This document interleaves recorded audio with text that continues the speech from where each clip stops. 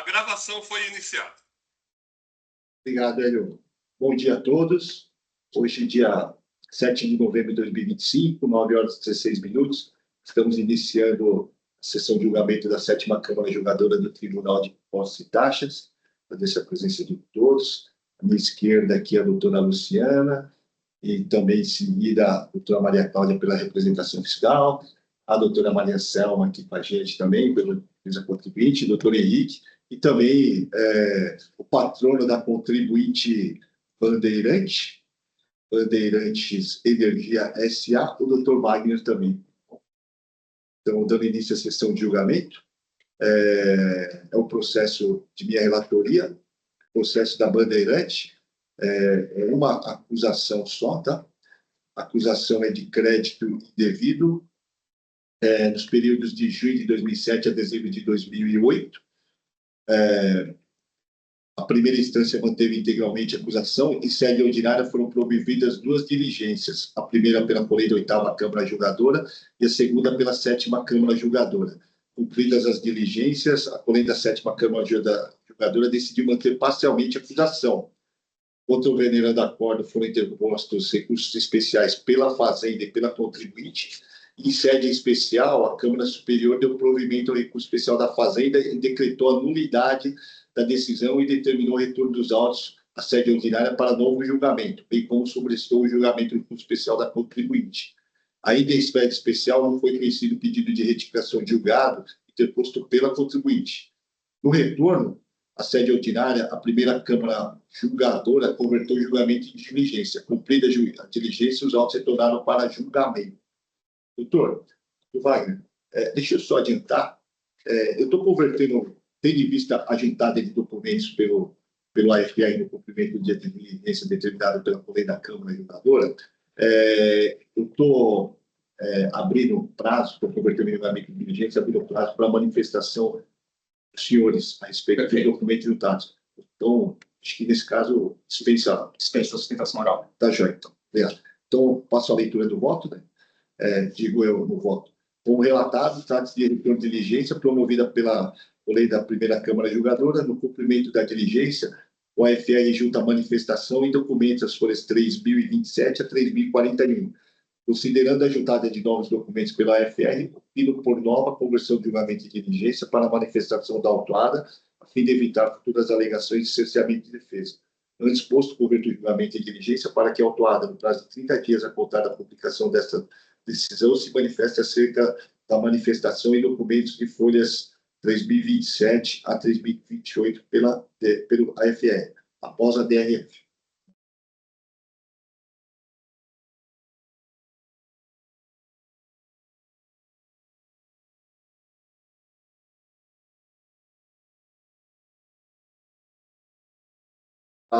Pode ser na frente, fica esperando, só porque senão fica uma folha mais para eles escanear só aqui na frente.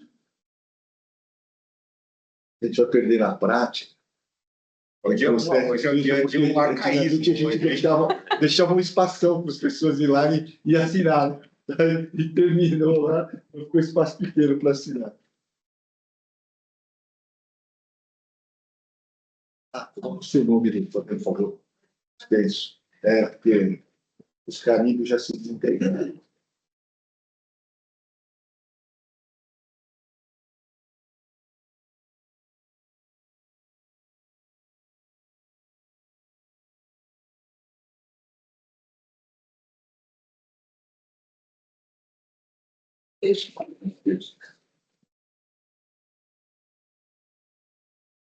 Fazendo um cantinho aqui. Pode fazer. Só para experiência. Será que você come a caneta? Fica mais.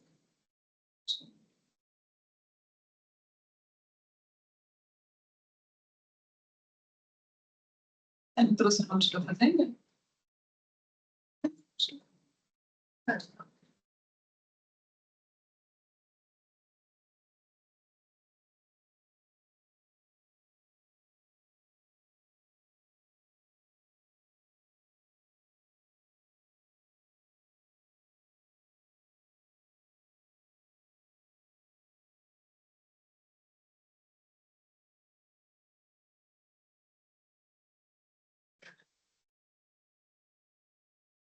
chamar a outra advogada que está presente. Eu acho que o senhor quer. Eu posso levar lá e pedir para ele abrir vista para mim? Acho que ele vai precisar lavrar um termo, né? Pode Tá bom. levar lá. Aí vem disposto. Tá, jóia. Tá, meu doutor. Tá, jóia. Imagina, eu quero.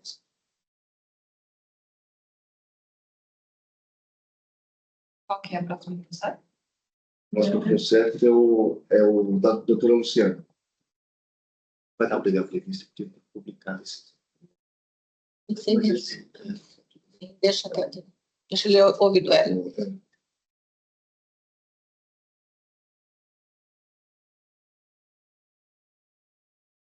Você tem como Você não pacotou ainda.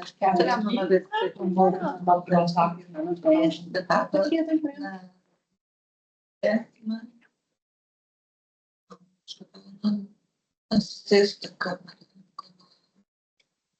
Foi eu aqui. Que eu passo um cara de moto, não sei. No vídeo do memorial, tem que. O memorial, junta depois que o. Acho que tá aqui, não. Depois do relatório. Amanhã.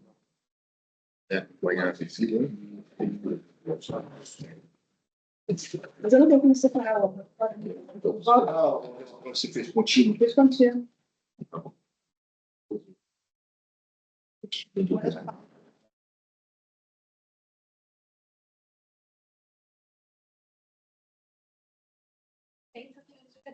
Bom dia. Olá, bom dia.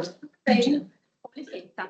Posso sentar aqui mesmo? Muito obrigada. Olha só, beijo para mim, por gentileza. Claro.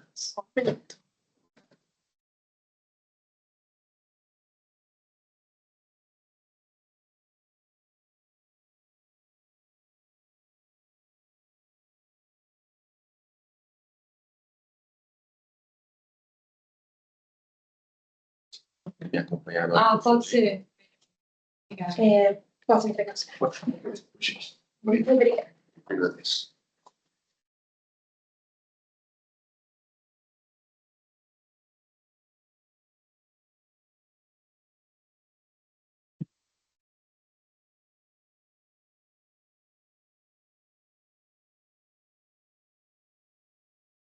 Luciano, agora eu estou olhando meus votos, se quiser acompanhar. Legal. Obrigada.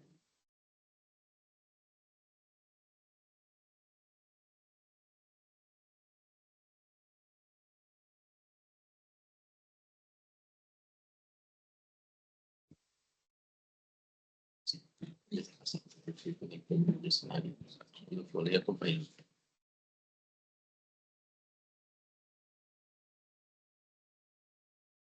Melhor.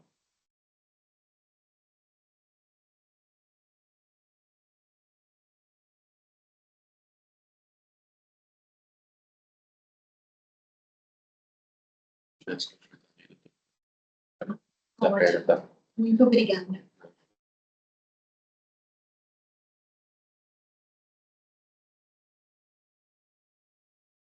Doutora, Muito obrigada.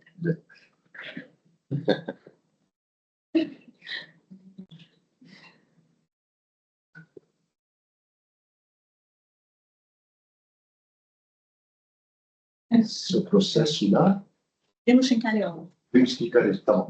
A doutora Luciana é a relatora, ela vai passar. Pode passar a palavra.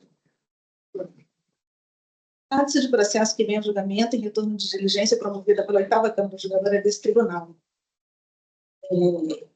Eu passo bem para um histórico, né, para revisar os atos processuais que conduziram essa diligência, né? Rememora, então, as acusações fiscais. Estamos tratando de duas acusações fiscais. A primeira, crédito indevido em relação a notas fiscais que não correspondem a entradas de mercadoria no estabelecimento. A autoridade fiscal aponta que as notas fiscais não se fizeram acompanhar de mercadorias e não tem previsão legal, portanto, para a devida emissão. E na segunda infração, crédito indevido de ICMS, decorrência de escrituração de documentos fiscais que também não correspondem a entrada de mercadoria no estabelecimento. Em sessão realizada no dia 14/4/2015, a Câmara Superior em sede de recurso especial e reconheceu a existência de mácula no decision que apreciaram o recurso ordinário do contribuinte. Diante disso, determinou o retorno dos autos à instância ordinária para devido exame das provas existentes nos autos. Na sequência, a 11ª Câmara Julgadora converteu o julgamento em diligência. Os autos foram encaminhados à autoridade fiscal, a notificação do contribuinte, os documentos por ele apresentados foram apostados às folhas 1023 a 1129, a manifestação do fisco sobre as questões levantadas pela 11ª Câmara Julgadora encontra-se às folhas 1130 a 1140, e a douta representação fiscal se pronunciou às folhas 1150 e 1151. Os autos retornaram para o julgamento pela 4ª Câmara Julgadora, que entendeu pela necessidade de realização de nova diligência. E a diligência foi realizada, então, conjuntado de documentos aos autos e manifestação das partes. E os autos retornaram para o julgamento, tendo a 8ª Câmara Julgadora apreendido a necessidade de realização de nova diligência. Doutora, eu já adianto que eu estou convertendo mais uma vez o julgamento em diligência, mas agora é para que a douta representação fiscal se manifeste dos autos. Também. Pela diligência que foi determinada. Então, não sei se a senhora queria fazer sustentação oral. Prefiro fazer no retorno, então. Tá Obrigada. Então, só vou passar a leitura do voto, então. De plano, tenho que os autos não estão aptos a julgamento, isto porque da leitura do ato decisório, constato que a 8ª Câmara Julgadora determinou expressamente que, após a manifestação da autoridade fiscal na diligência determinada, houvesse regular trânsito do processo pela douta representação fiscal. Contudo, malgrado a autoridade fiscal tenha se pronunciado e colecionado documentos, não foi dada oportunidade à douta representação fiscal para eventual pronunciamento nos moldes determinados pela 8ª Câmara Julgadora, ainda que, após a distribuição dos autos em minha relatoria, o autuado tenha se manifestado. Nesse cenário, passo que dispõe o inciso 4 do artigo 72 da Lei 13.457 de 2009, converto o julgamento em diligência para que a douta representação fiscal possa se manifestar sobre o resultado da diligência perpetrada. Após, retorne-se os autos para o julgamento. Tem alguma dúvida? Não está.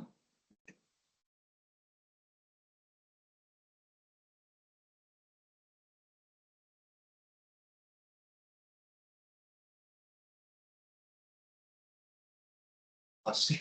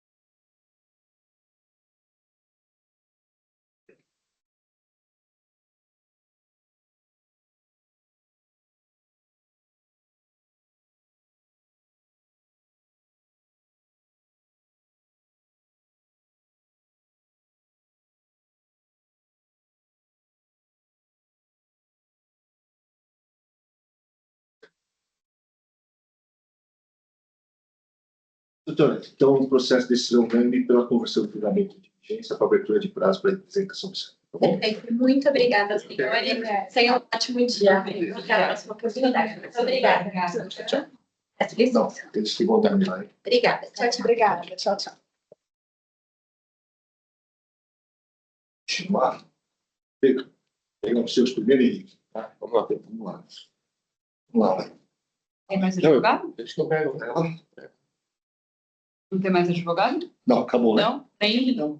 A Não, distância? só tava os dois. Ah, tá. Primeiro dia. Justamente da diligência. É.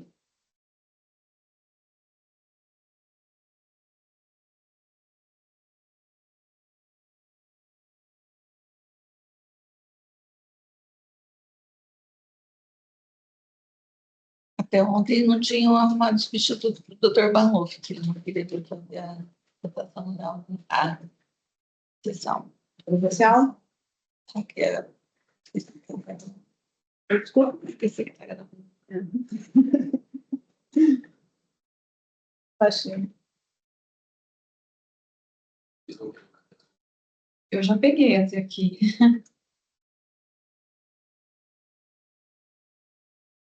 É? Ah, pode comer. A bolacha tá aqui, ó. A bolacha aqui. Tô tentando tirar o adoçante, tá aqui.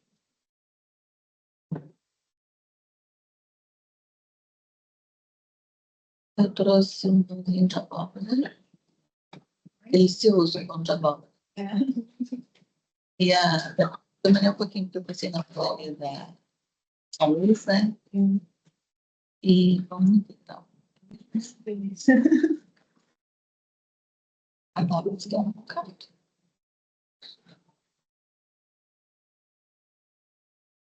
Eu já tô falando pra Aline aqui, pra redistribuir isso aqui. Entre você.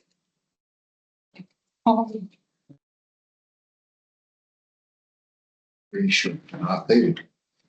Tá bom? Aqui, ó. Bandeirante. Relator. O número do relator é 1. 1. Voto do juiz é diligência dele. SO ocorrência sim.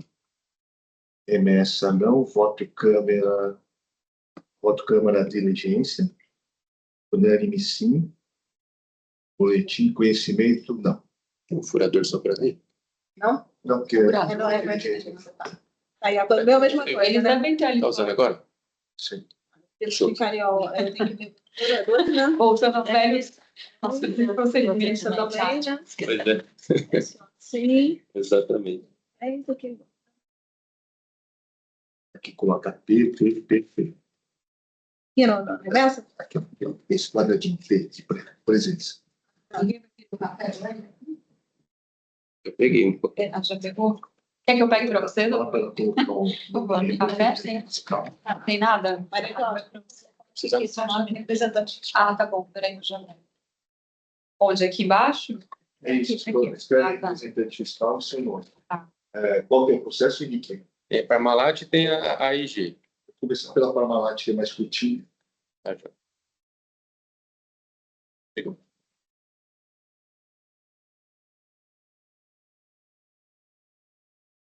Eu até pensei, acabei esquecendo de mandar a máscara para você.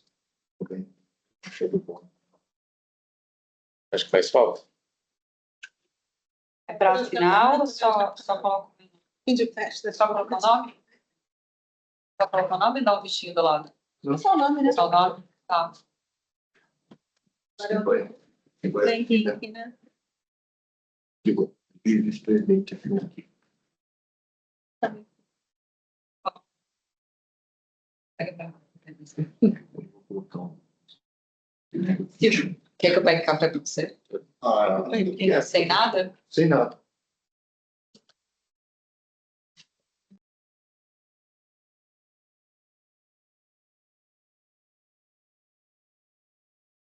Você quer? Gente, Yeah.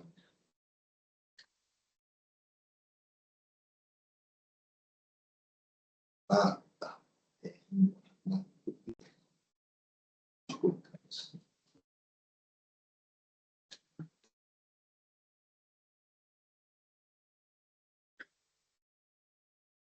Ah. Com a bolachinha fica. Se colocar RO, e não é. Tem que colocar natureza RO algum lugar aqui, não, né? Não, acho que não precisa mais. Não. Vamos lá, pode ir lá, Henrique. Muito bem. É o caso da Parmalat Brasil S.A. Indústria de Alimentos. Trata-se de recurso de ofício interposto às folhas 1496, em razão da decisão exarada às folhas 1481 a 1496, que apesar de manter íntegros os itens da acusação fiscal constante do AI 3.1137283, lavrado em face de Parmalat Brasil S.A., houve por bem determinar a adequação dos juros aplicados, no caso concreto, à taxa Selic, julgando assim parcialmente procedente o auto de infração. As folhas 1499 e 1503, a douta representação fiscal apresentou o competente parecer em recurso de ofício, posicionando-se pelo não provimento de referido recurso em razão do teor da súmula TIT número 10 de 2017. Não houve manifestação do autuado após a decisão de folhas 1481 e 1496. Esse é o breve relato.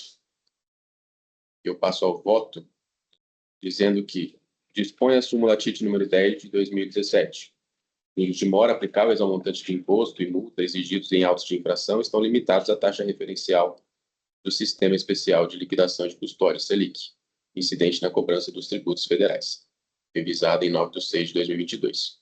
Como bem apontado pela douta representação fiscal, as folhas 1502, referida súmula tem caráter vinculante para os órgãos de julgamento do Tribunal de Impostos e Taxas, de acordo com o artigo 52 da Lei 13.457 de 2009, razão pela qual deve ser aplicada ao caso concreto.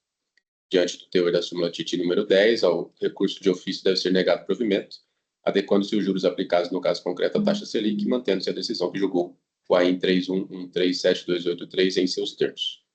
É desse modo como eu voto. Discussão, aqui tem uma anúncio.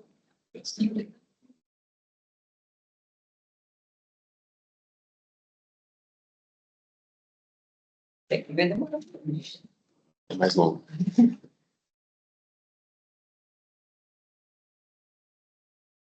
De 4, Voto de juiz. Passando por juízo, né? Vai reduzir o alvo. Reduzindo. a voto do juiz é R, tanto ação oral não, né? Voto de Câmara de redução também, né? O livro e o Nzinho aqui. Respeito. Sim. Não tem problema não fazer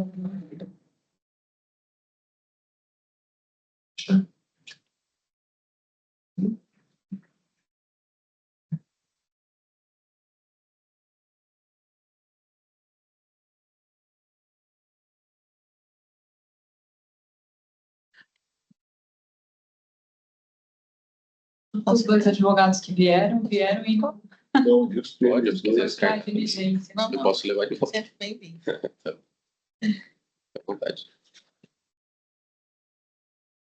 quiser prosseguir no outro, pode prosseguir, juiz. Tá, então vamos lá. Para o caso da AIG Brasil, Companhia de Seguros, antiga Interamericana, Companhia de Seguros Gerais. Trata-se de recurso ordinário interposto às folhas 978 e 995, em razão da decisão exarada às folhas 968 e 977, que julgou procedentes as acusações do auto de infração 27971, 27972 e 27973, lavrada em face de AIG Brasil Companhia de Seguros, atual denominação da Interamericana Companhia de Seguros Gerais. O auto de infração contém 8 acusações, sendo que o item 1 trata de falta de recolhimento do ICMS por saídas com imposto destacado, porém não informado nas respectivas dias mensais.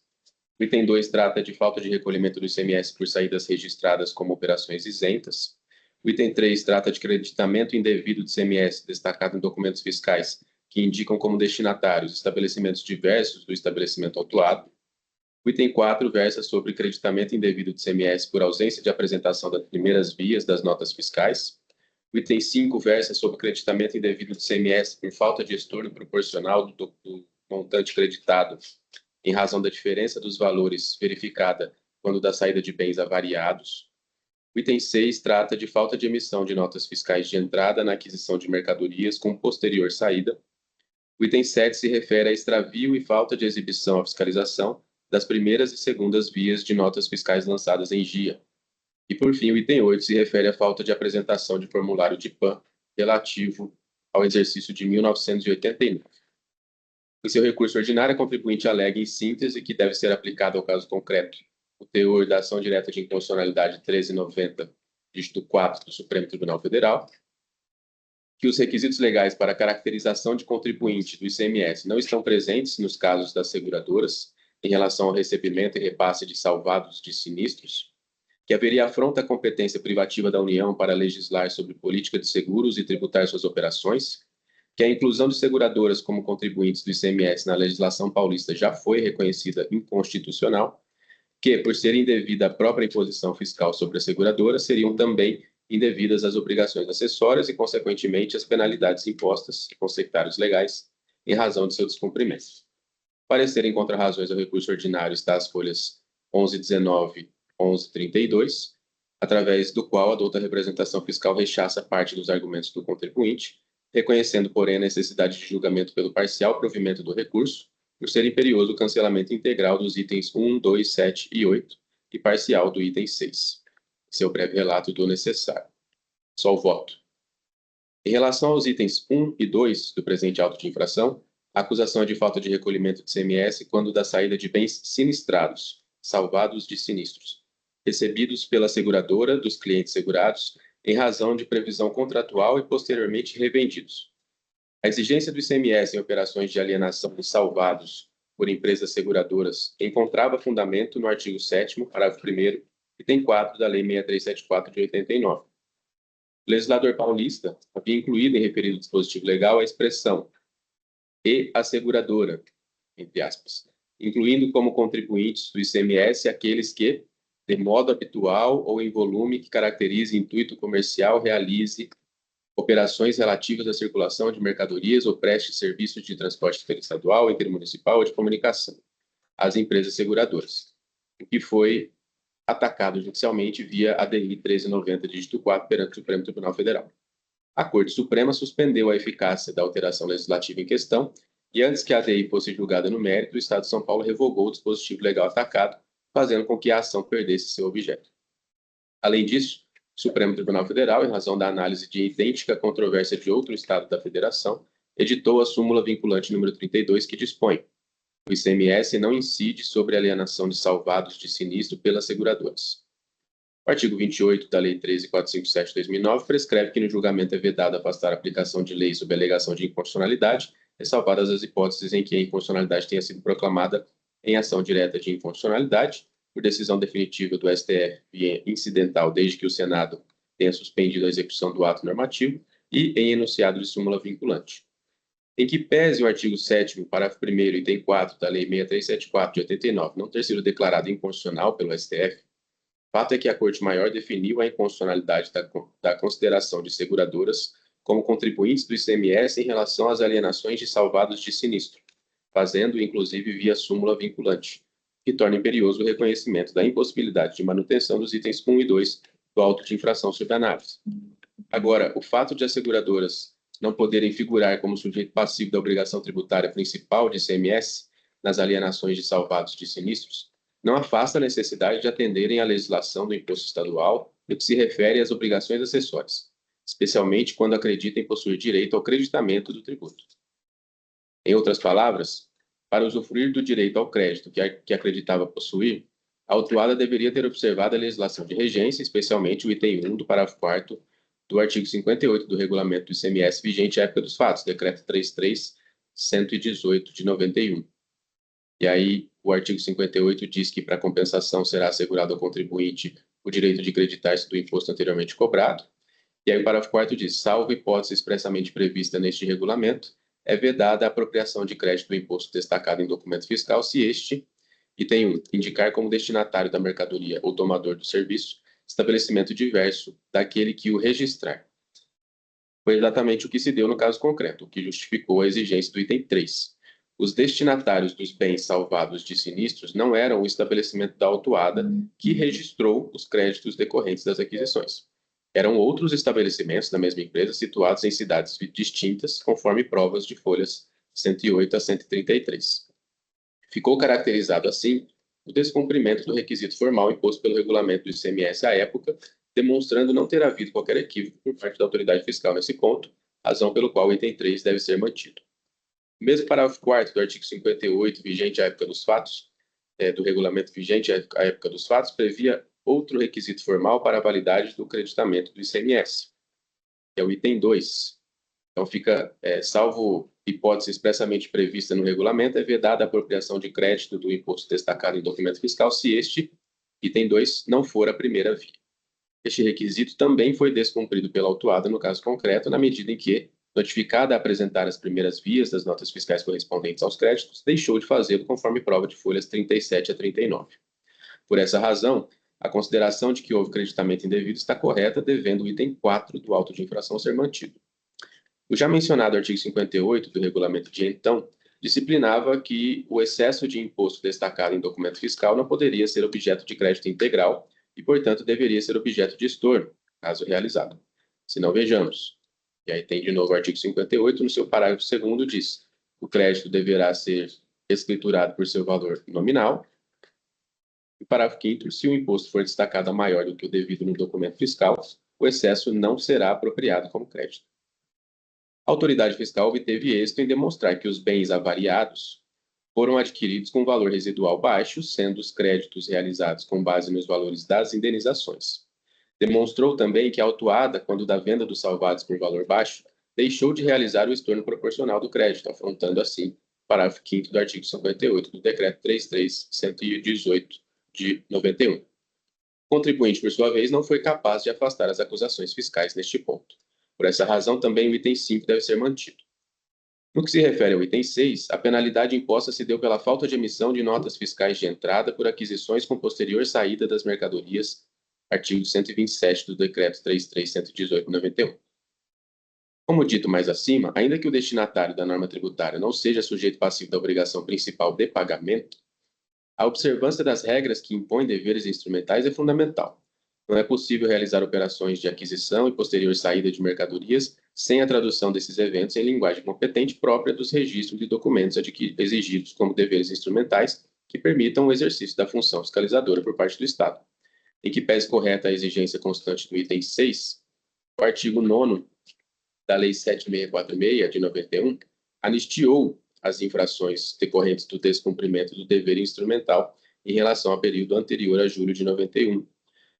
O artigo 9º diz que ficam cancelados os débitos fiscais do ICMS relativos às multas regulamentares correspondentes a infrações praticadas até 30 de junho de 91, em relação às quais não haja a exigência simultânea de pagamentos do imposto.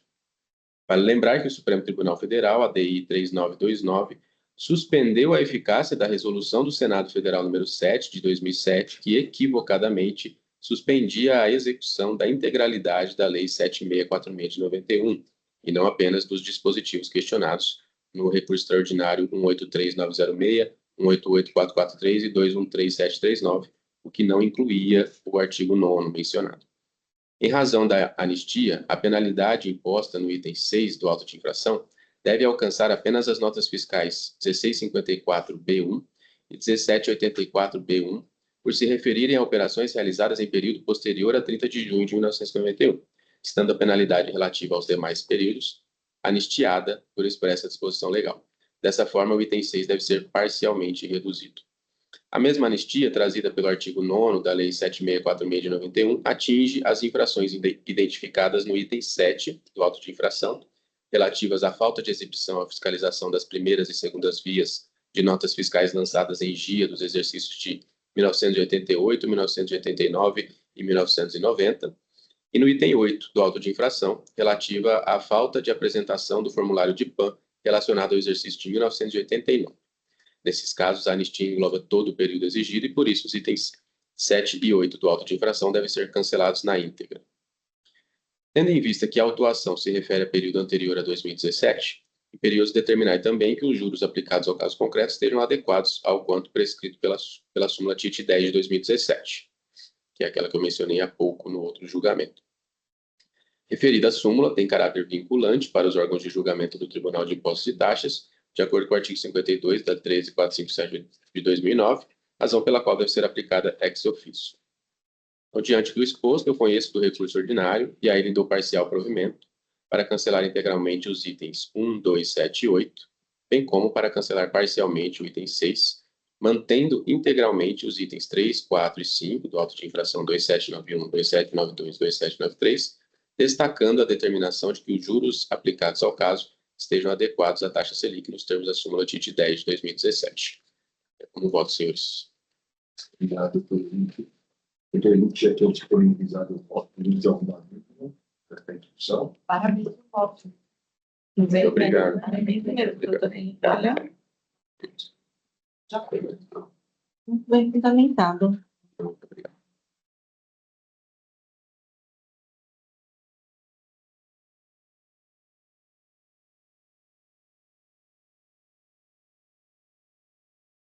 Pelo menos a gente não tem que falar para a doutora Maria Anselma aumentar o microfone. Oi? Hoje, pelo menos, a gente não tem que falar para você ficar aumentando Tá o microfone. Eu vou aprender a falar mais alto. Vou fazer dicção. É, Aula, né? você tem medo de falar alto e acaba falando muito baixinho. Eu falo alto já normalmente. É normal mesmo, acho que eu não sei falar mesmo. Sou o contrário. Falo muito alto, eu tenho que encontrar. Quando eu falo alto, as pessoas pensam que eu tô brava ou que eu tô brigando, né? Descendente de Mas eu italiano. brigo baixinho mesmo. Né? É. Parmalat também. Me ajuda aí. Eu faço a questão de colocar no seu serviço. Sr. Silva, eu já vou organizar aí o Parmalat e o AIG, só vou esperar a assinatura do contrato. Sabe, Alexandre, que eu estava fazendo um workshop semana retrasada. São aulas. E aí tinha Obrigada. várias pessoas assistindo presencialmente e tinha uma televisão né, gravando. E a pessoa me deu um microfone. Eu tinha tirado foto, né? Eu estava com o microfone, eu fui falando baixo, porque né, o microfone. Então, eu falei nesse tom. Acontece que o microfone ele era só para quem estava assistindo online. Todo mundo, O som não saía no ambiente. E eu falando ao microfone, já estava todo mundo me ouvindo, mas eu estava falando muito baixinho. Ai, meu Deus. Aí deu uns 10 minutos de palestra, o pessoal falou, professor, tudo bem? É que esse microfone é só para quem está online, será que o senhor poderia falar mais alto, porque o pessoal lá do fundo não está te ouvindo?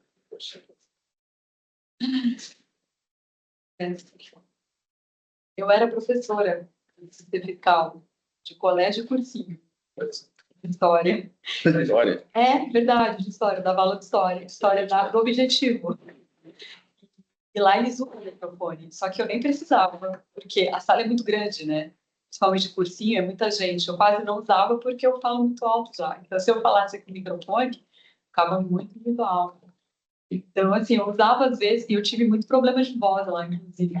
Tive que ir numa fonoaudióloga umas 3 vezes. Teve professores lá que, inclusive, tiveram que operar as cordas vocais. É, porque a gente dá muitas aulas, né? Por ser colégio, você dá aula, assim, 8 unidades. O objetivo tem muitas, né? Então, vai de manhã em uma, tarde em outra. Era assim, sabe? Cada dia era em uma unidade que eu dava aula. Cheguei a dar aula em Alphaville, que era muito longe, daqui de São Paulo. Então, eu tenho um preparo vocal então, eu diferente. tinha um preparo vocal, então ela me ensinou alguns exercícios de voz e tal, porque mesmo falando alto, uma vez a minha voz sumiu por 3 dias. Então, tive que fazer um tratamento com fono, porque você dá, assim, o trabalho de professor é cansativo, porque você tem que falar muito, né? Também lecionei na faculdade de Esporte em Ribeirão Preto. Mas eu tinha... A sala era muito grande, então era assim, tinha televisão, né? E microfone.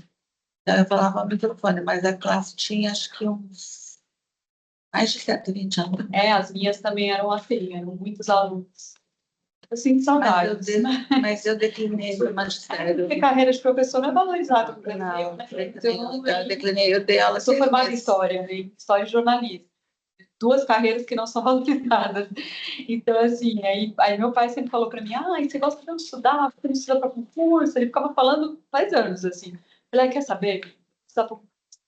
E aí, acabei abandonando, mas eu sinto saudades, assim, né? Porque é muito gratificante. É, bastante, os alunos, né? Eu tenho uns que eu falo até hoje, assim, eu já passei no concurso há 12 anos, eu fiz fazenda. Nossa. 12 anos, 2009, foi o último ano que eu dei aula, mas eu trabalhei em outros cargos públicos, né? E eu falo com alguns, tem um aluno meu que virou médico, professor da Faculdade de Medicina de Pinheiros, cirurgião super renomado, assim, eu falo, nossa, que orgulho, sabe? E ele fala comigo até hoje, que professor, eu gostava tanto das suas aulas, eu falava, nossa, é muito gratificante, né, essa parte, assim. Não ganha nada, mas é gratificante. Não ganha nada. Você deixa um legado inesquecível mesmo. O legado que você deixa mas eu dava aula na minha matéria mesmo, né? Eu dava administração 2, você na dá minha uma área mesmo. dificuldade. E contabilidade 1. No colégio cursinho é bem mais complicado. Passar direto ao processo Qual que é, não? da CBD, pedido de identificação de julgado, tá bom? Então, só para lembrar, a acusação de crédito indevido, correspondente à diferença apurada por meio de confrontação entre o valor declarado em GIA, no campo 56, e a soma dos constantes no registro dos arquivos eletrônicos, tá? Então, a primeira instância manteve integralmente a acusação. A oitava Câmara Julgadora, após promover a diligência, decidiu pelo cancelamento da acusação. E, em sede especial, a Câmara Superior deu provimento ao recurso especial da Fazenda e decretou a nulidade da decisão, determinou os retornos dos autos à sede ordinária para o novo julgamento. No retorno, a Polêmica da sétima Câmara Julgadora manteve integralmente a acusação. Outro venerando a corda, contribuinte apresentou pedido de retificação julgada e recurso especial. A presidência desse tribunal, por meio de despacho às florestais, retificadas florestais, deferiu o processamento do pedido de retificação julgada e sobrestou a análise do processamento do recurso especial. Eles assim decidem os autos, tá? Vou passar direto ao voto, digo eu no voto. O AIM contém acusação de crédito devido, correspondente à diferença apurada por meio de confrontação entre o valor declarado em GIA, no campo 56, e a soma dos créditos constantes nos registros fiscais dos arquivos eletrônicos apresentados ao fisco nos termos do artigo 4º da portaria CAT 32/96, artigo 250 do RIC, relativo às entradas de mercadoria do estabelecimento. No pedido de retificação do julgado, alega-se existência de erro de fato no julgado. Segundo a recorrente, a afirmação de que a requerente não teria apresentado documentos e livros fiscais que comprovam o seu direito a crédito consiste em evidente erro de fato, pois esses documentos foram apresentados ao longo do processo e não foram sequer considerados e analisados pelo agente fiscal de rendas, a FR autuante.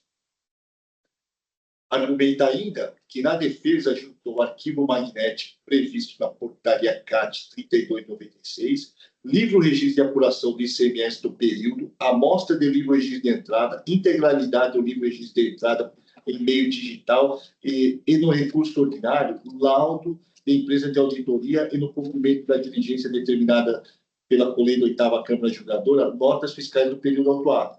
No entanto, diz a recorrente, a decisão retificanda endossa a manifestação do AFR que sustenta a manutenção do AIM em alegações vagas e genéricas, de que a requerente não teria comprovado a legitimidade dos créditos glosados, sem, no entanto, analisar uma nota fiscal, sequer ignorando o vasto acervo probatório trazido aos autos pela requerente. Fecha aspas.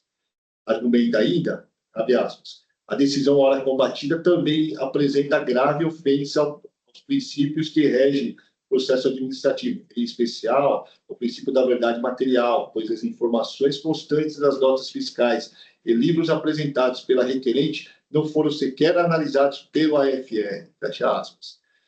Continuo no meu voto. Inexiste o alegado erro de fato. Destaque que a decisão recorrida, especificamente as folhas 9.825 a 9.828, na análise do mérito, faz menção aos documentos juntados posteriormente, bem como transcreve trechos da manifestação do AFR no cumprimento da diligência determinada pela Colei da oitava Câmara Julgadora, bem como cita a existência do laudo produzido pela autuada para concluir pelo acerto do trabalho fiscal. Portanto, não há como acolher a tese recursal, vez que a matéria ventilada do pedido de retificação de julgado foram devidamente apreciadas e as razões recursais têm a finalidade de ver reapreciado o quanto decidido, o que é incompatível em sede de pedido de retificação de julgado. No mesmo sentido, o ilustre juiz Inácio Kazuo Yokoyama explica em sua obra Processo Administrativo Aplicado, Legislação do Estado de São Paulo, sintetizada e comentada que, abre aspas, o pedido de retificação de julgado não tem natureza de recurso, uma vez que não se presta a alterar a interpretação da legislação ou a revaloração das provas da decisão retificanda, ou seja, não caracteriza erro de fato ou mero inconformismo como anteriormente decidido. Continuo no meu voto. Destaque, não acolha as razões recursais de existência erro de fato da decisão, pois os argumentos ventilados revelam a intenção de rediscutir o quanto decidido, o que é incompatível nesta sede recursal. Por oportuno, tendo em vista a existência de discussão relativa à taxa de juros no voto de preferência, registro a revisão da súmula 10 de 2017, que assim dispõe. Transcrevo. Assim, considerando a revisão da súmula 7, da súmula 10 de 2017, limita os juros à taxa Selic. Antes posto, não conheço do pedido de retificação de julgado interposto pela autuada com relação ao mérito. No entanto, considerando a revisão da súmula 10, limita os juros demora a taxa Selic. Por esta razão, conheço parcialmente o pedido de retificação julgado, somente em relação aos juros, e altero a decisão anterior para limitar os juros da taxa Selic. É como voto. Eu já tinha disponibilizado o voto, alguém tem alguma dúvida? Porque é tentativa de reapreciação da matéria. Seria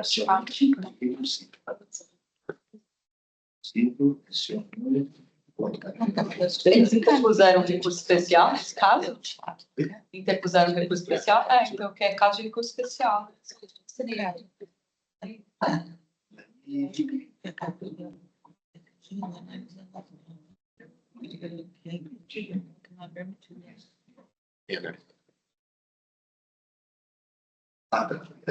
Secretaria.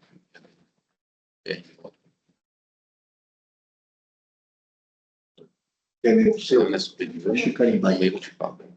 Tá, é isso.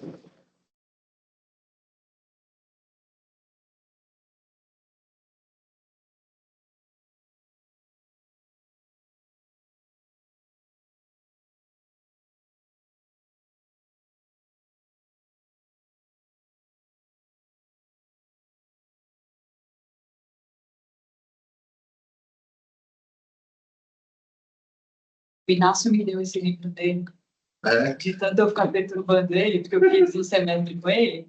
Aí, quando ele cancelava alguma coisa, eu falava: isso não está no seu livro, hein? Isso está no seu livro, hein, doutor? Aí eu fiquei enchendo tanto a paciência dele que ele me deu o livro, eu li. Daí, sempre que eu encontro com ele, ele falou: ó, Inácio, eu tenho umas revisões aí do seu livro. Ele é um ótimo juiz, eu tenho que com ele, gosto muito dele. na verdade, quando ele fez o livro, ele é um livro para advogar, para mostrar os pontos que você pode dar. Não, é um bom livro. Mas não tem Mas é muito boa. Bota em cima da Eu passei por quase todas aqui. atividade. Então, Nossa, quem que estava comigo nessa época? Este Foi, acho que foi no biênio anterior. Atividade. Que é essa atividade? Era só de Mello, acho. Eu acho que tá, né? É na primeira Você não pode estar. Não, acho que não era do biênio anterior, não. Foi no primeiro semestre de 2024, acho que eu fiz com ele. É que não é Então era esse biênio ainda. Era o Soares de Mello e quem são os dois que é assim? E que era o outro fazendário. Eu faço câmera dele. Não, ele tá com o Belmar. Eu fiz com ele. Ele tá com o Belmar. Ele tá com o Belmar. Eu faço câmera desde 2018, né? Qual que é, Lu? Na verdade, eu tenho 16. Monitoramento e monitoramento. Tem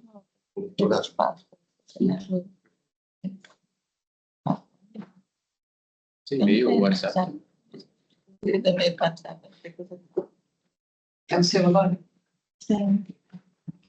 Deixa eu acompanhar aqui pelo WhatsApp. Vamos lá. Trata-se de processo que vem a julgamento em retorno de diligência promovida pela 8ª Câmara Julgadora, nos seguintes termos, né? A Câmara Superior, por apelação autuada, reconhecendo a existência de vício no voto condutor do juiz relator, e anulou aquele acórdão proferido pela 7ª Câmara. Posteriormente, a promulgação do julgamento em diligência para que o FR autuante prestasse os esclarecimentos solicitados, que foi atendido. Após o atendimento da diligência proposta, o processo foi remetido para os trâmites necessários para a distribuição dos autos do juiz relator, não tendo sido dada oportunidade às partes apresentarem suas manifestações acerca do resultado da diligência realizada. Desta forma, é de rigor o julgamento seja convertido em diligência para que a autuada, a representação fiscal, apresente as suas considerações acerca das informações prestadas ao autor do feito. É que eu faço uma cronologia dos principais âmbitos processuais que foram levados a efeito na presente lide e faço alguns realces aqui para melhor definição da controvérsia. O auto de violação versa sobre a ação de condutas infracionais, crédito indevido decorrente de operação de aquisição de mercadoria para elaboração de bens posteriormente integrados ao ativo mobilizado ou autuado, utilizado na prestação de serviços não tributados pelo ICMS. E a segunda também na mesma mesmo monte. O autor apresentou peça defensiva sustida nos seguintes fundamentos: a ocorrência de denúncia espontânea e a condição de não sujeito passivo do ICMS contribuinte e a não aplicabilidade da multa combinada.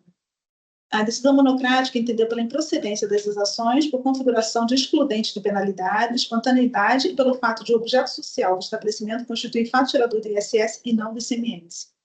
A 7ª Câmara Julgadora proferiu decisão no sentido de negar provimento do recurso de ofício interposto. Na sequência, a 7ª Câmara Julgadora deu provimento ao pedido de retificação de julgado interposto pela dota representação fiscal para que fosse proferido novo voto ou apreciação em recurso de ofício. Em decisão posterior, a 7ª Câmara Julgadora negou o provimento do pedido de retificação de julgado interposto pelo autuado, dando provimento ao recurso de ofício para restabelecer a autuação fiscal. Em sede de recurso especial, a Câmara Superior proferiu o acordo determinando os retornos à Câmara Julgadora para que outra decisão fosse proferida para análise de todos os argumentos relevantes suscitados pelas partes, inclusive e com relação à comissão do recorrente, no sentido da impossibilidade de haver cobrança de imposto, já que suas operações de saída estão fora do campo de incidência do ICMS, mas sim do ISS-QM. A presidência do TIC determinou o julgamento do pedido de retificação de julgado e sendo negado o provimento para que também fosse julgado o recurso de ofício em face da anulação da decisão de folha 568 ou 569.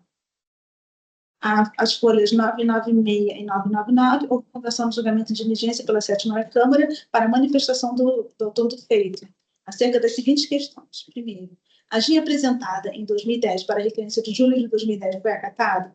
Se foi, o montante a ser declarado mensalmente é similar ao montante declarado de uma vez só? Em resumo, o crédito tomado de uma vez só lastreia todo o crédito que deveria ser tomado mensalmente? Levando-se em consideração todos os autos de infração lavrados apenas relativamente ao crédito, sem análise da multa, o montante declarado de uma vez só abarca todas as referências e valores? A autoridade fiscal se pronunciou assim consignando.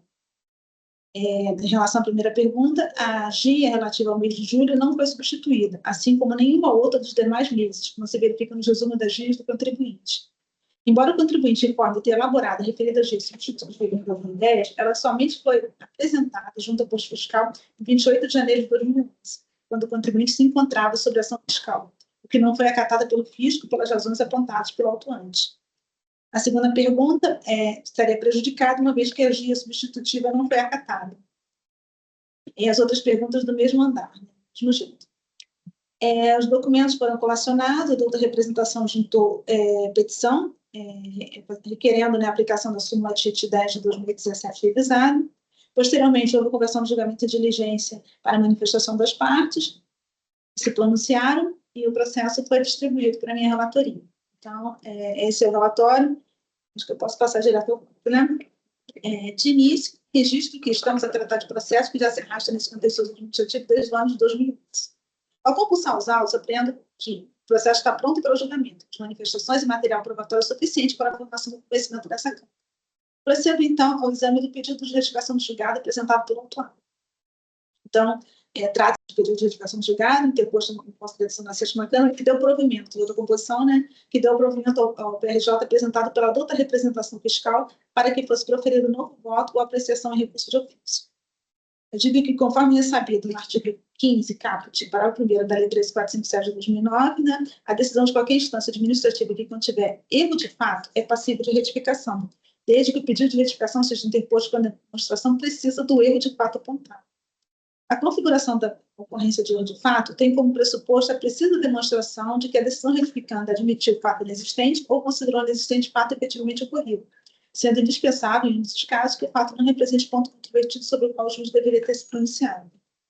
Então, o conceito linear, no parágrafo 1º do artigo 966 da Lei 13.105, né, no Código do Processo Civil. No presente caso, então, examine-se cada um dos erros de fato apontado pelo contribuinte, que, no seu sentido, dariam margem à nulidade da decisão retificante. Primeiramente, se alega que o ato decisório estaria maculado por erro de fato, uma vez que o voto vencedor teria adotado por fundamento matéria estranha ao PRJ interposto pela Fazenda Pública. De plano, anoto que é uma questão prejudicial à discussão pretendida. Conforme ressabido, o limite da decisão é o pedido com a sua fundamentação, configurando que a doutrina intitula princípio da restrição. O afastamento desse limite configura as nominadas decisões citra petita, outra petita e extra petita, o que representa vícios e, portanto, acarreta a nulidade do ato decisório.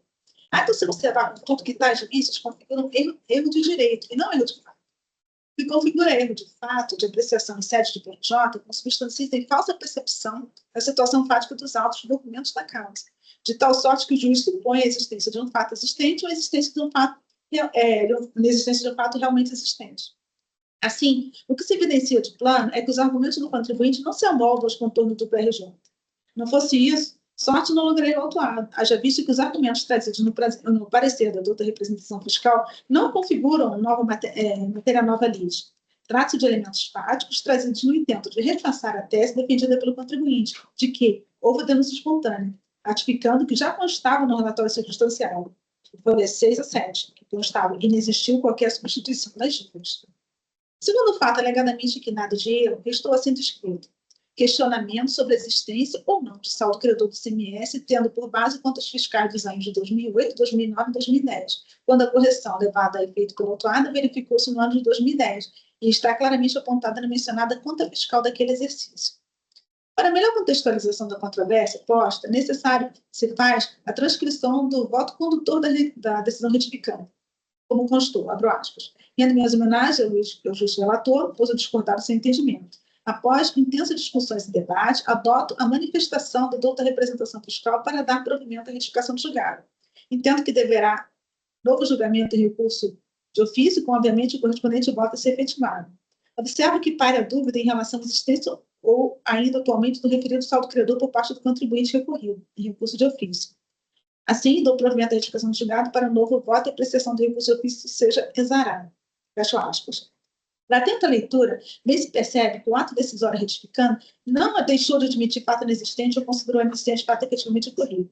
Ao invés disso, o juiz, exercendo seu livre convencimento motivado, deu provimento ao pedido de retificação do julgado apresentado pela douta representação fazendária por conceber a permanência de dúvidas em relação à existência ou não, ainda atualmente, do referido saldo credor por parte do contribuinte. Daí se dizer que a resignação do contribuinte não está sustida na existência de erro de fato na decisão retificando.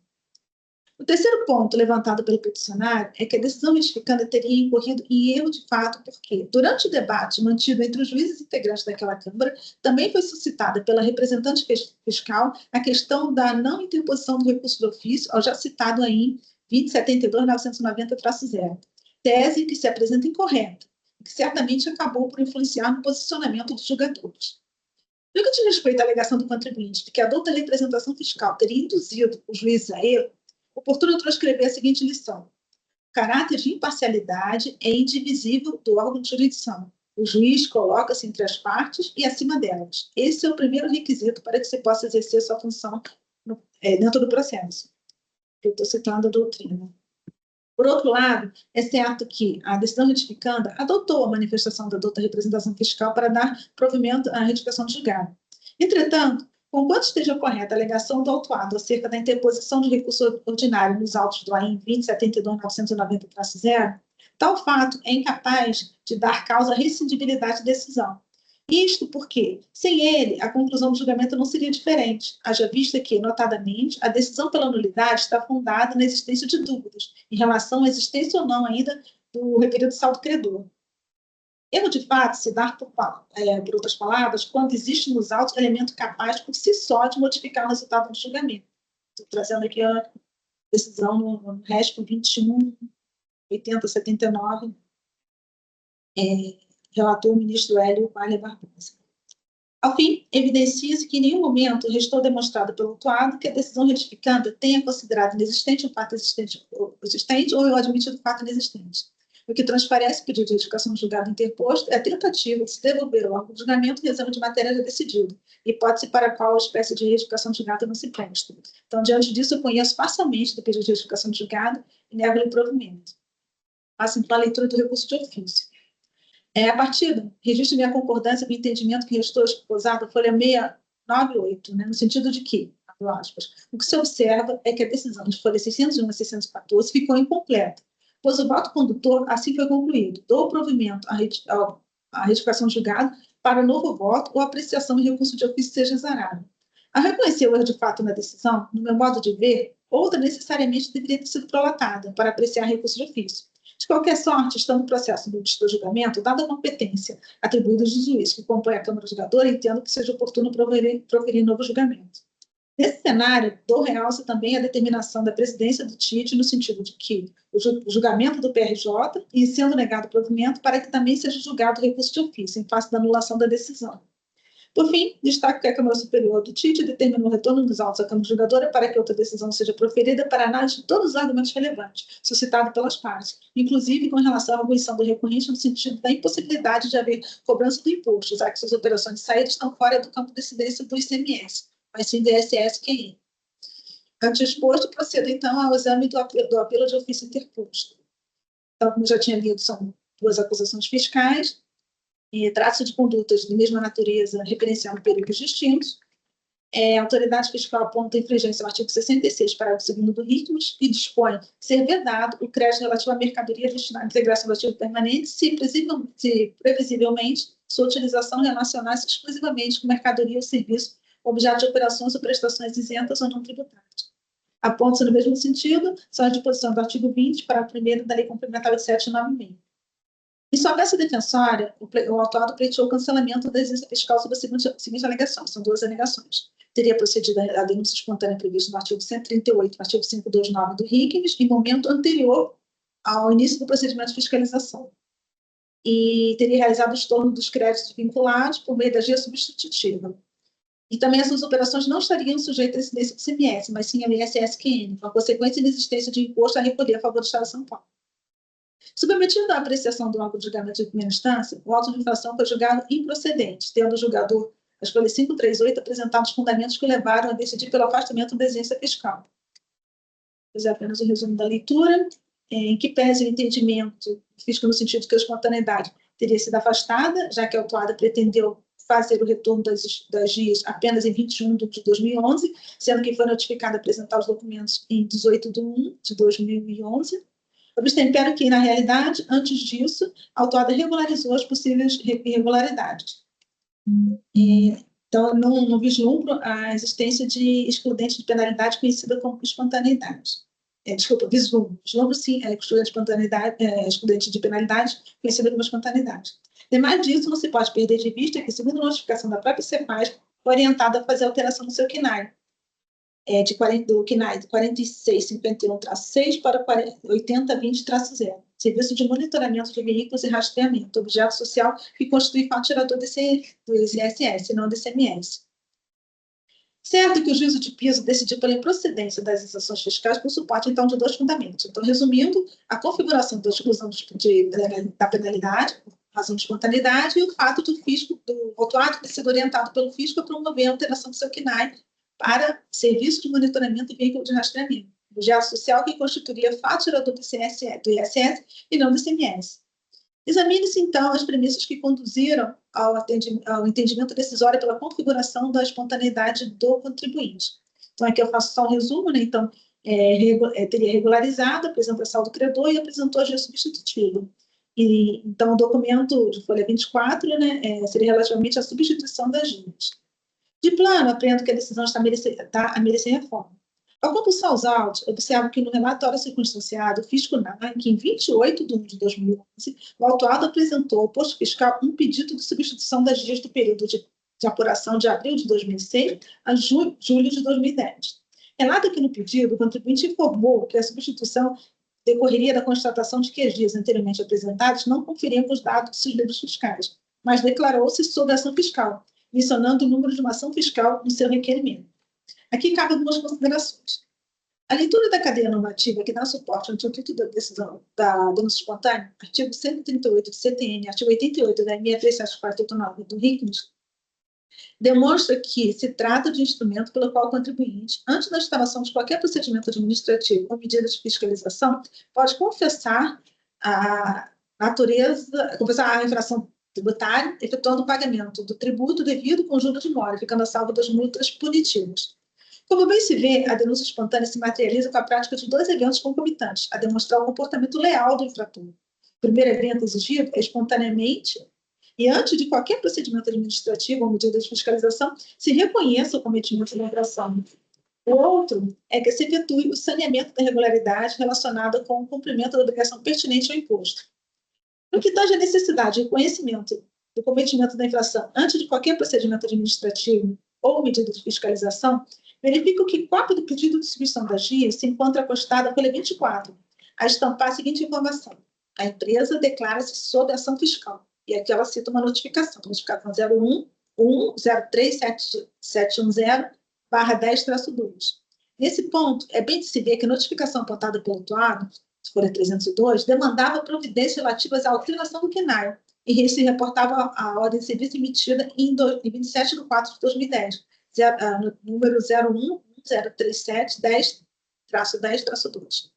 Contudo, o que é importante e necessário esclarecer é que estamos a tratar de trabalho fiscal suportado por outra ordem de serviço, 01-10008-11-7, recebida pelo autuado em 18 de 1 de 2011, conforme a folha 21.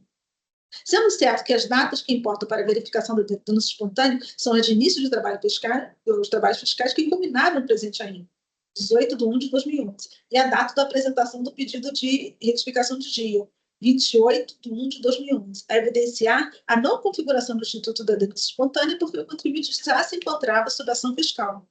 Em deles de dúvidas que, após o início do procedimento de fiscalização, afigura-se imprópria a pretendida configuração da denúncia espontânea, consoante dispõe o parágrafo único do artigo 138 do CTN. Mas não é só.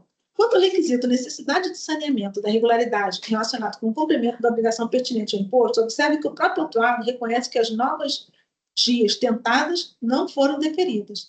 A par disso, reporta o meu pronunciamento da autoridade fiscal, trazido nos autos em sede de diligência, folhas 10, 16 a 10, 18. Abro aspas. A GIA relativa a julho de 2010 não foi substituída, assim como nenhuma outra dos demais meses, como se verifica dos resumos das GIAs do contribuinte, anexo. A GIA relativa ao mês de julho de 2010, juntada pelo autuado, folha 282 a 285, com o respectivo recibo de envio, se trata da GIA normal daquele período e não traz qualquer estorno dos créditos.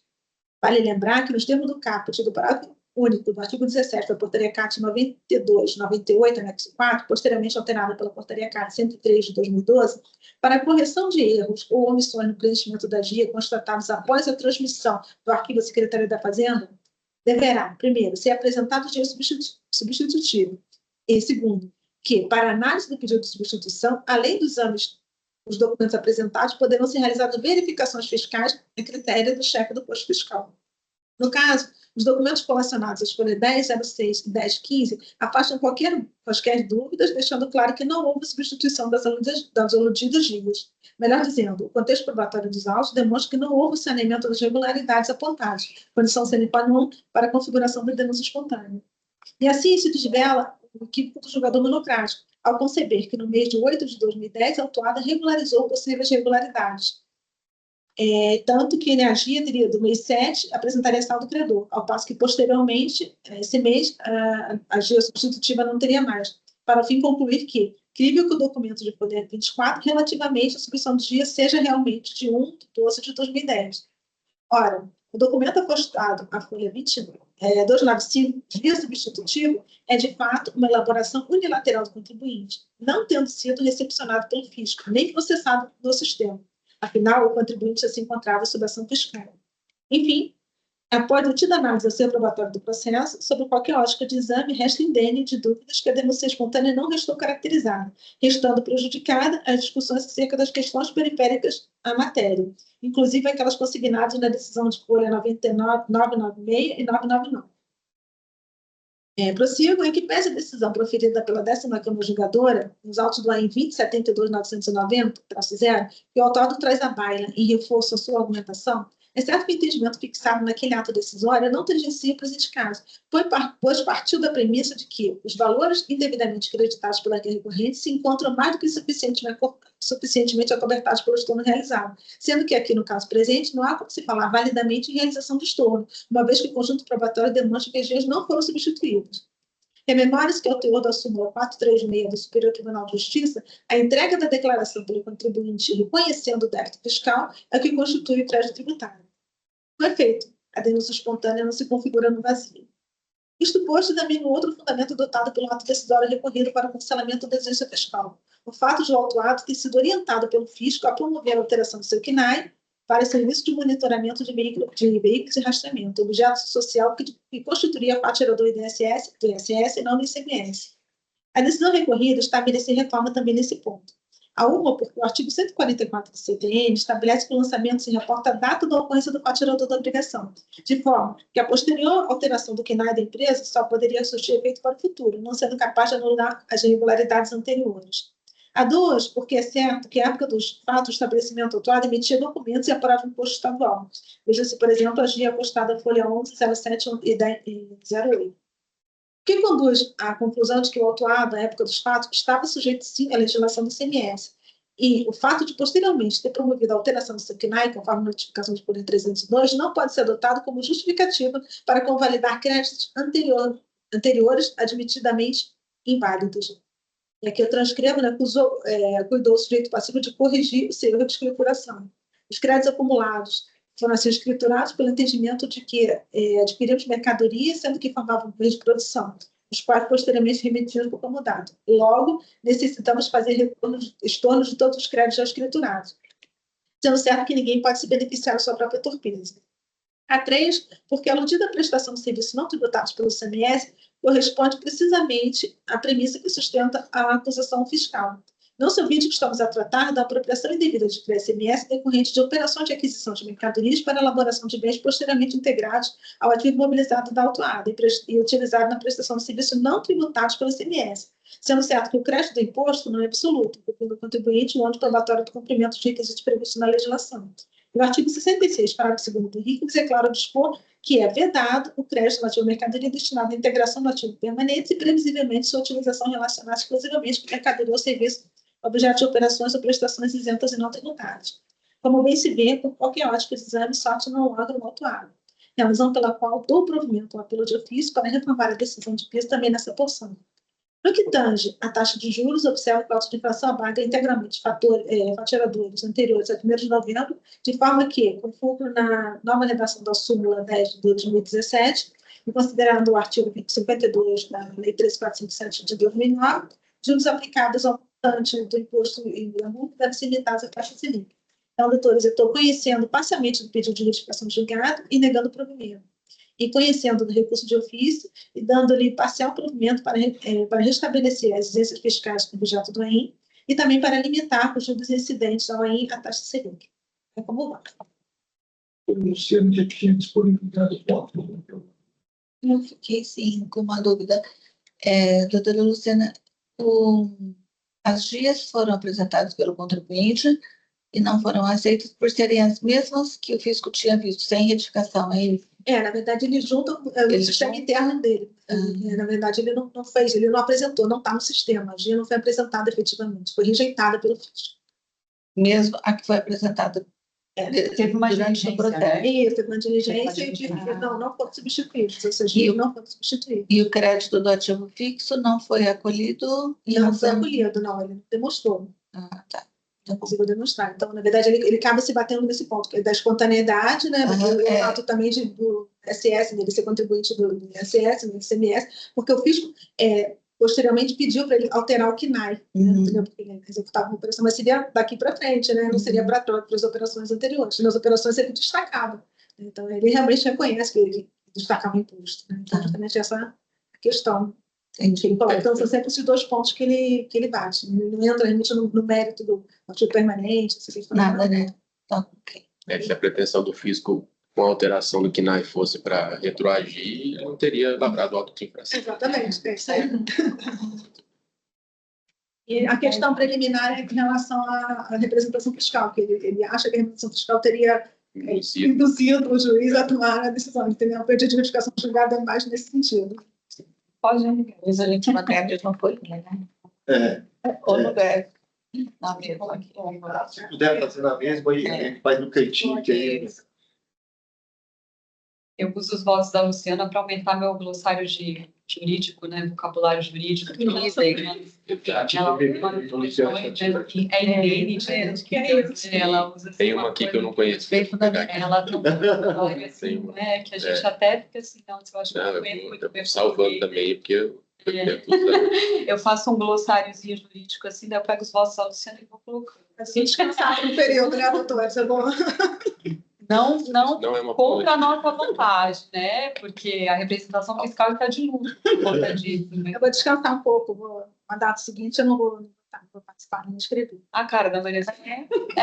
Pois é, ela fez isso com a gente, Maria José. Jura? Ela fez isso Vou conosco. dar uma pausa, preciso. Pois é. Fez isso. Meu Deus, Mas tudo que bem. traição. Pode ter a palavra. Eu espero que você volte em 2028, por favor, tá? Estamos esperando. Não fez. Olha, hã? Ela não Ela não fez a inscrição. Eu tentei convencer, assim, né? Eu falei até. É que ela vai, talvez ela vá para assim como diz, sobe, né, de cargo mais alto, né? Não, ela quer descansar mesmo. Ela Questões pessoais. cansada. É. O pessoal demanda muito dela. Não é só isso, é questão Mas nós vamos pedir, então tem que abrir uma consultoria aí para os juízes, porque olha, doutora, Os votos dela são parâmetros. fundamentados, Né? realmente. Eu aprendi muito, viu? Olha, Olha.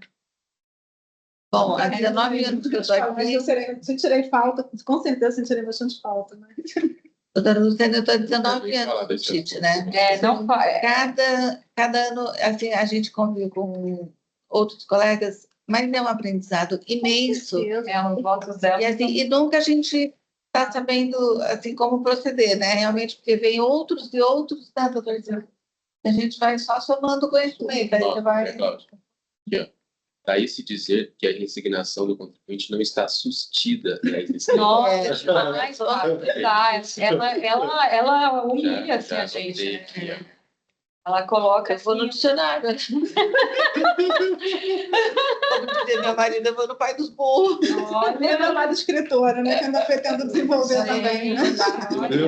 Eu mesmo sou leve e direto. Me rebusquei, que eu não sei. Eu tento melhorar, mas eu sou muito técnica, né? Por conta Tem da que escrever profissão, o menos possível. E quanto mais escrever, mais erro vai. Esse processo é simples, tá? São duas acusações. Vou deixar de pagar eu ter crédito indevido. O que aconteceu aqui, né? O meu voto, já vou passar a dirigir a leitura do voto direto ao voto, né? Trata-se de retorno de diligência. O AIM contém duas acusações. Primeira, de deixar de pagar, por meio de guias de recolhimento especiais, o ICMS devido até o momento do desembaraço aduaneiro de mercadoria importada do exterior.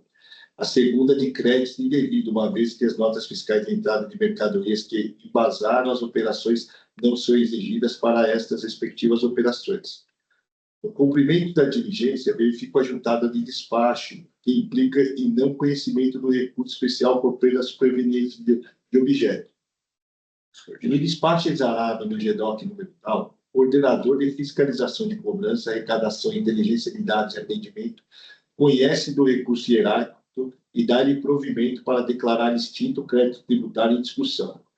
Aí eu transcrevo aqui o despacho, né, em que ele defere o recurso hierárquico e determina o cancelamento do AIM 3.161.458, dígito 9, que é o em discussão, e finaliza o voto antes posto, não conheço o recurso ordinário por perda superveniente de objeto. Simples, né? Simples. Eu estou melhorando cada dia mais meus votos. Eu aprendi, o doutor Feijó é um juiz que foi muitos anos aqui do TIT, né? Então ele me ensinou como que eu fazia os votos. E os votos dele eram assim, minúsculos, né? Somente o necessário. E eu nunca aprendi, porque você tem a necessidade de ficar aquilo, né? Que você vai ter. Agora, depois de todo esse tempo, que eu estou aprendendo a reduzir os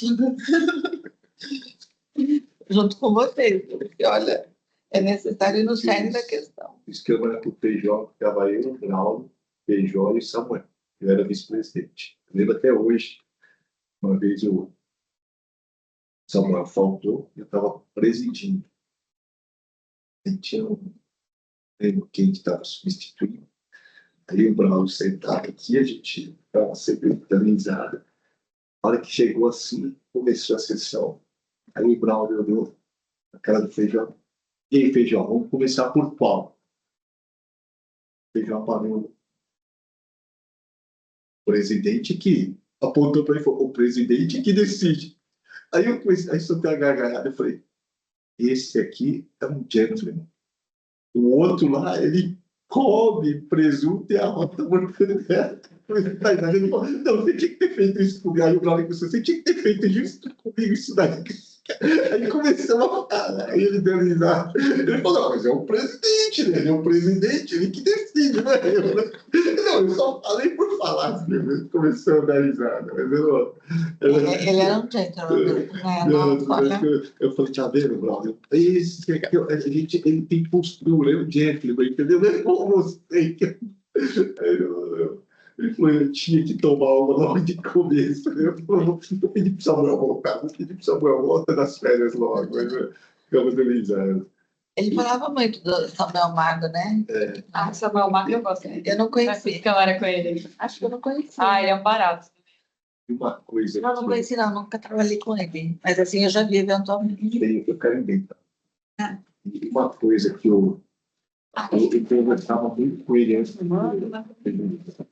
Uma coisa que eu aprendi muito com ele, uma vez a gente estava. Perguntei para ele assim, João, mas o escritório aqui na Libero Badarona, por que você pega um táxi para ir embora daqui até lá? Aí ele olhou para minha cara e falou assim, pessoa da nossa idade não pode andar sozinha aqui no centro. Tem muito gatuno aqui no centro. Você é uma pessoa que olha no espelho e te reconhece. Porque normalmente a pessoa acha que ela é jovem ainda. Ele falou, não, mas é verdade. Eu falei, não, você tem razão. Você tem razão, você tem que pegar um táxi, porque ele dava para a mala, que a pessoa pensa que você tem uma mala, tem dinheiro, então não tem nada de valor. Então a pessoa vai dar um empurrão em mim, eu vou cair no chão. É muito simples esse. Questão de sabedoria.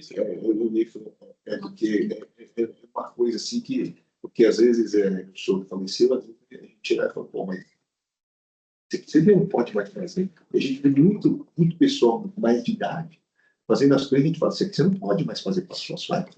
Mas o Feijó a gente conversava muito. Porque ele chegava cedo, né? Porque ele vinha de Brasília, e eu chegava cedo de quarta-feira, então a gente ficava muito tempo conversando. E aprendi muita coisa nisso aí. É igual o Neymar, que ainda acha que pode jogar bola. Mas então ele foi ensino, né? Não, ele não Ele conhecia. ia, porque a Mara Caramico entrou junto comigo, né? A doutora Mara Caramico. Ah, eu gosto muito dela. Então, e ela também me ensinou bastante, né? Assim, porque acho que ela já trabalhava. Nossa, eu fiz câmara bastante com ela. Acho que ela assessorava o juiz, não sei como é que Ela tá na Belmara. É na do Belmar e a terceira. E Eu ela, fiz com eles no último semestre do ano passado, 2024. É porque os representantes vão mudando, né? Eles precisam mudar pra gente... Fechou, é? Pra não ficar criar, muito viciado, né? Assim, não ter experiência com várias câmaras diferentes, assim. Às vezes Não, eles muito mantêm o válido. mesmo durante o ano todo. Às vezes tem isso daí. eu acho super válido, porque a gente convive com pessoas assim mais jovens também, né? Então, isso é muito importante. Eu acho assim que o novo te ensina muito. Entendeu? Às vezes a gente está bitolado no assunto, né? Quando Não a consegue enxergar, e vem a novo, Luciana dá era um da trabalhão representação de fiscal, a gente pegava um parecer assim, nossa, seu parecer está muito bom. Presidente, encerraram os processos? Vou encerrar a sessão, então. Sim, porque eu disse que estava gravando, mas assim, agradeço a presença de todos, agradeço o Érico que nos acompanhou aqui nas gravações, já vi toda a gravação, e dou por encerrada a sessão.